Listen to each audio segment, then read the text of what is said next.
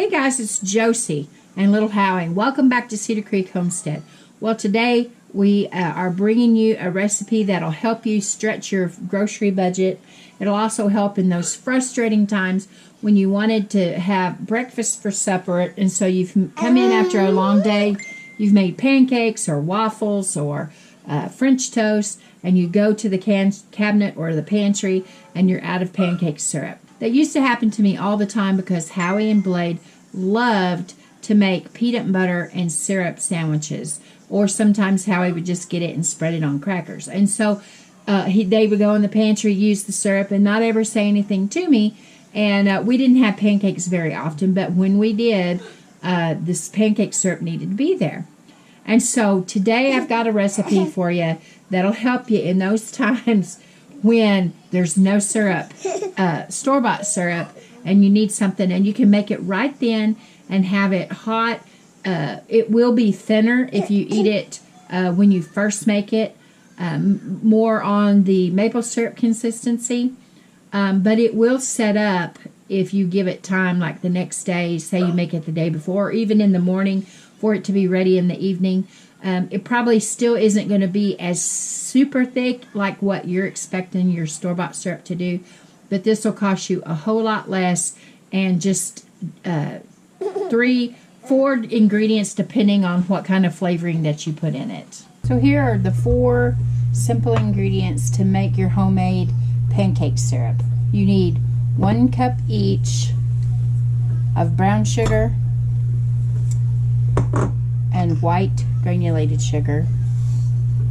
You can easily double the recipe, and I suppose you could do all brown sugar if you're wanting a more caramely flavor, molassesy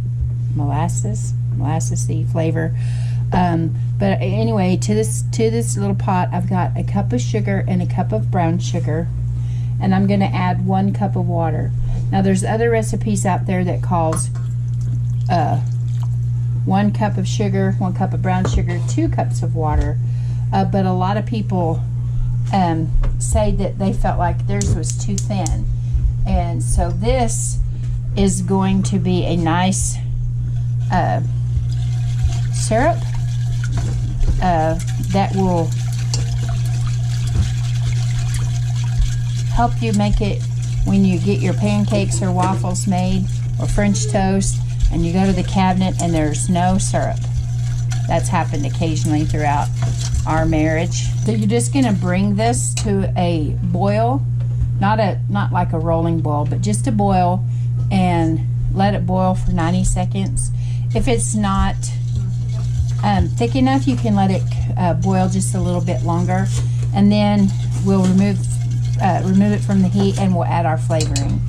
So I'm just going to let this come to a boil, and I'll be back. You can see that the sugars have dissolved, the brown sugar and the granulated sugar, and it's just tracing just a little bit when you are stirring it. And so it's coming to a boil, and I'm going to let it boil for just a little bit. Now, this isn't going to be super thick, but it's going to be a nice syrup. Won't be exactly store-bought, but it will be delicious. I'm going to let it cook some of that water down just a little bit.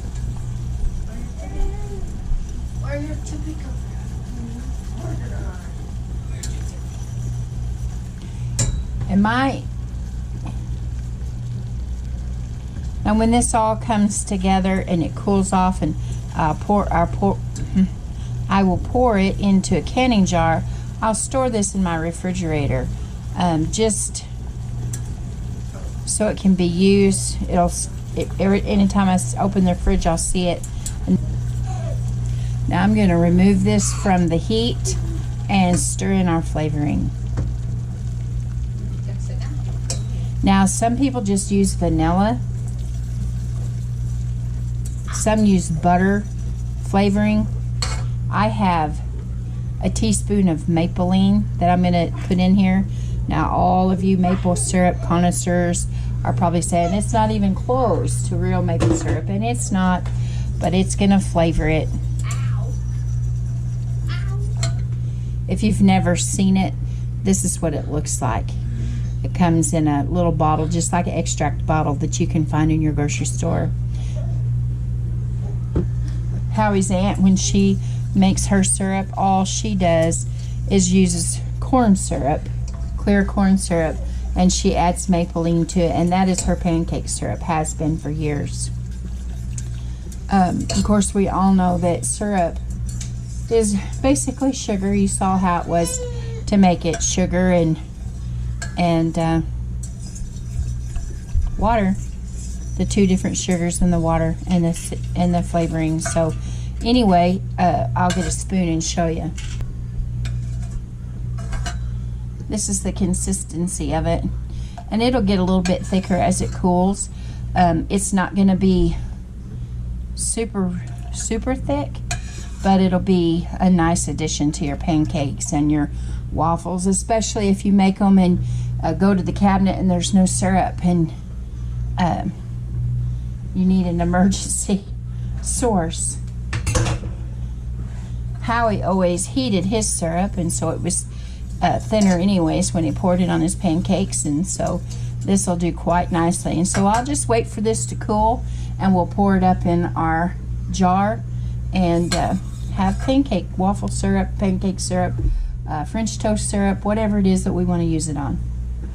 I wanted to show you that I've got this poured up in a pint mason jar, and it just dipping the spoon in, you can see that it's pretty thin, but it's really hot still. But I'm going to set my spoon to the side here and let that syrup set on it. And then I'm going to move over here to the pan that I cooked the syrup in, and I want to show you this that's still in the pan that is cooled where I can touch it. If you draw your finger through it, it's definitely syrup. So it sets up. I don't know if it'll be quite as thick as store-bought syrup, but it smells delicious, it tastes delicious, and it will get you through, help you to stretch your budget by making your own homemade pancake and waffle syrup. Okay, so here it is set on the spoon, and this is the spoon that I dipped in the jar and showed you how thin it was, and this is the syrup that was left on the spoon. And you can see, hopefully that's coming across for you, that it's tracing, and it also is syrupy sticky. Okay guys, well, we've got that pancake syrup made. I hope you guys enjoy it.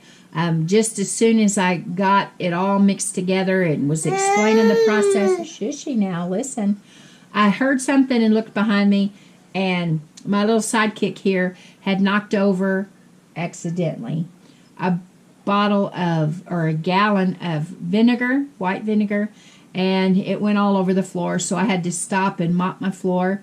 Smells nice and clean, but anyway, that's just one of life's little things. I hope you guys enjoy this recipe. Until next time, guys, I love you. I really do. Keep looking well to the ways of your household, finding ways to stretch those pantry budgets. And hey, if you've got something that you have, some idea that you have that you'd like to share with us, well, comment down below and we will check it out. Until next time, guys, we're gone. Are you smiling? You're not smiling. Smile. Until next time, we're gone. No smile.